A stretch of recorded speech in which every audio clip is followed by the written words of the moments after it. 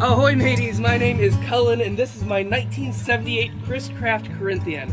I live on this boat, it's awesome, but I don't think I've ever given you like a full proper tour of the engine room. That's what's below our feet right now. You can look down and see. This is like an elevated area in the middle of the boat because in the bottom there are two 454 big block engines. Let's open it up and I'll show you around.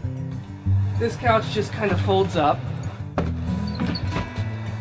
And the easiest way that I've found is just to lift up the carpet like this.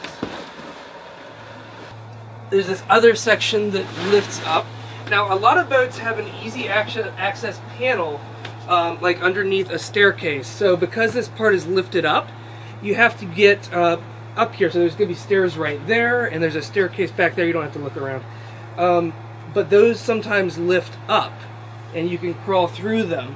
This boat doesn't have that. It would be a really interesting retrofit. I think it could totally happen. But this is the only way to get inside the engine room on my Corinthian. There are three panels. This is the center panel. I'm going to turn off the blower so we can hear each other a little bit better. This is one of the side panels, and you start to see the engine. Look at that beauty. I've been working on it so the air cleaner is not on currently, but that just goes on there.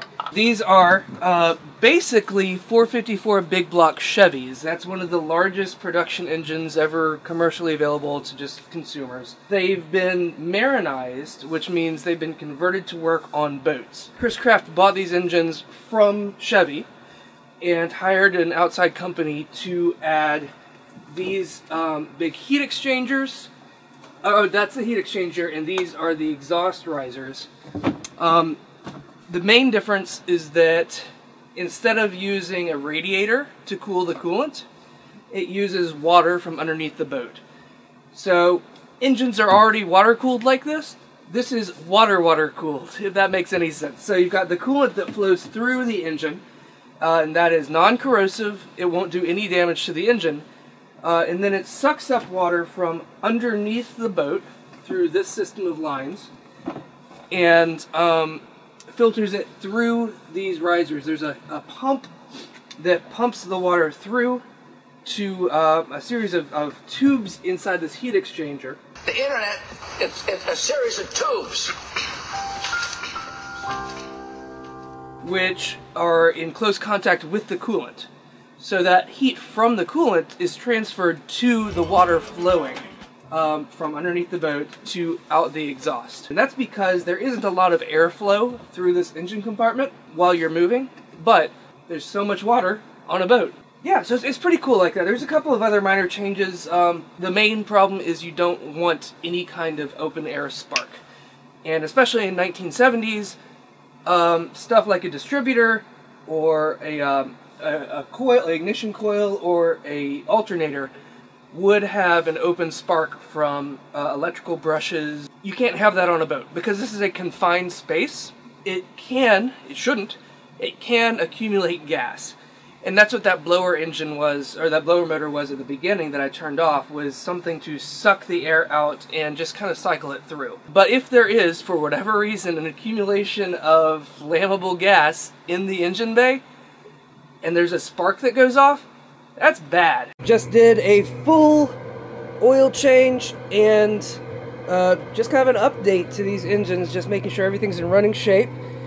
We are about to fire up this one right now. See if it starts up first crank. Stop! The starter just sparked. Yeah. I have no idea what that means. So that's part of the marine conversion, is to isolate any part of the electrical system that could make a spark and seal it in an airtight container and make sure that spark doesn't get out. Okay, so you're also able to take some of these bars off, which is nice. That gives you just a little bit more access. And if you look down to your feet right now, you'll see this panel right here. All of this comes off too, But because it's underneath the couch and there isn't a cutout in the carpet, that's a much bigger deal to get to. And luckily that engine has given me kind of less problems in general than this one. So whenever I need to work on an engine, it's mostly this one. But when I have had to work on this engine in the past, it's a big deal to rip open this entire cabin and get to this engine, because I have to move the couch, I have to lift up the entire carpet on the sole. This is called the sole, which is under the soles of your feet on a boat. It's not called the floor. Technically, these beams are called the floor. Just a little bit of boat knowledge coming at you. But whenever I do open up all 3 panels, this entire space turns into a workshop, which is good sometimes, but for living on a boat, I like to keep it as simple as possible. Yeah, I'm gonna get a flashlight or something, and we can look a little bit closer. So let's get into the engine room. So you can see a little bit better now that we have this light, and follow me down here, you're gonna see there's really not a lot of space. And that is constantly a struggle. A lot of larger boats have a stand-up area. It's fully kitted out, just like a garage. It just happens to have engines in it. But this one is constantly a struggle to get around in. But if I maneuver myself around, I am able to get everywhere that I need to in the engine room. So this is our little water management area, where we've got the water pump for the air conditioner. Just like the engines, the air conditioner is water cooled. It's also got the water pressure pump, the water pressure accumulator tank. This just keeps it from being like spurt water pressure. This makes it much more like a regular household water pressure supply. I've got a water heater back there. That's just a standard residential small water heater. You can upgrade that to a marine grade one, and sometimes they even connect with the coolant supply in the engine so that the engine coolant will heat the water on the boat. That's really nice. Right here is the battery charger. That's a 4-bank battery charger. If you look down, underneath this platform are where the batteries are stored. That's the other engine. And like I said, luckily it's been really good, and except for the camshaft and the lifters and stuff, I haven't really had to touch it. And over here is the generator. This is an Onan generator, and eventually I have to get it out of here. It's just a pain in my butt. It does not want to stay on for longer than about 3 or 4 minutes, which probably means that it's a cooling issue, but either way, you can see it's got some serious rust issues. And rather than work on it where it is, I would rather just get it out and reassess up someplace that's easier to access. So that's what we're going to try to do.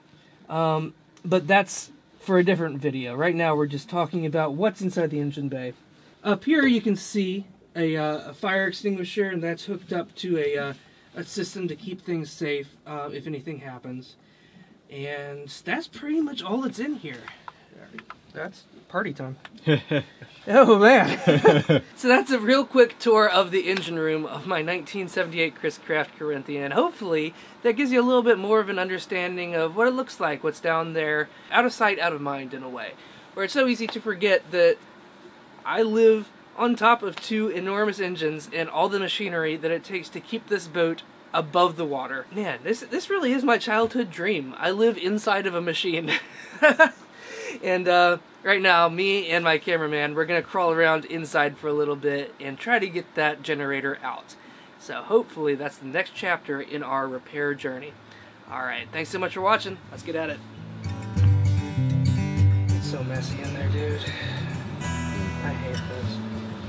There's some like paper towels down there or something? That's not going to do anything. I need to move to a house. I mean, it's a joke, obviously. Yeah, I know. Anyway.